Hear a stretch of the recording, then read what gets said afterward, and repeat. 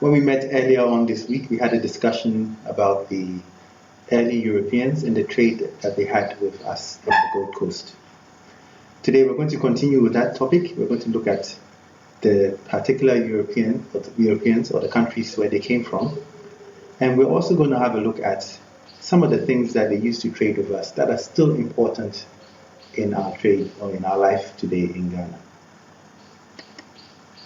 So, trade with the early Europeans. So the first Europeans to come to the Gold Coast were the Portuguese. The Portuguese come from a country called Portugal. And if you look on the map, you see the place which is orange. That is where Portugal is located in Europe. This here is the flag of Portugal. I'm sure you've all heard of Portugal before, especially those of you who like football, because some of the famous football players come from Portugal. So the Portuguese were the very first people to come to the Gold Coast.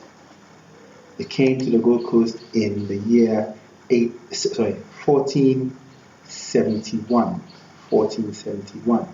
And when they came to a town in the central region which is known as Elmina now.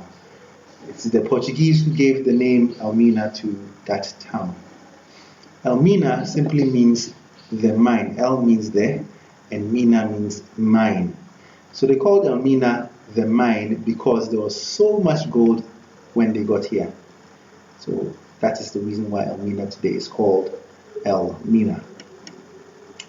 They were also the first people to build a castle in the Gold Coast or anywhere in sub-Saharan Africa. So the oldest building in sub-Saharan Africa, which was built by the Europeans, is the Elmina Castle. And it was built in 1482, a very long time ago, 1482. Now, the Portuguese were not the only ones who have come to the Gold Coast.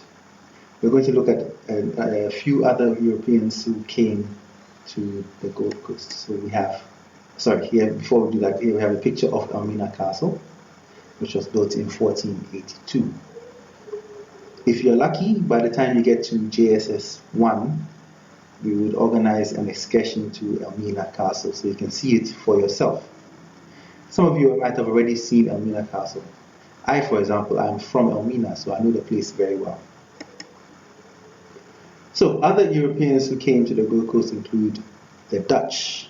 The Dutch are people who come from a country known as Netherlands or Holland.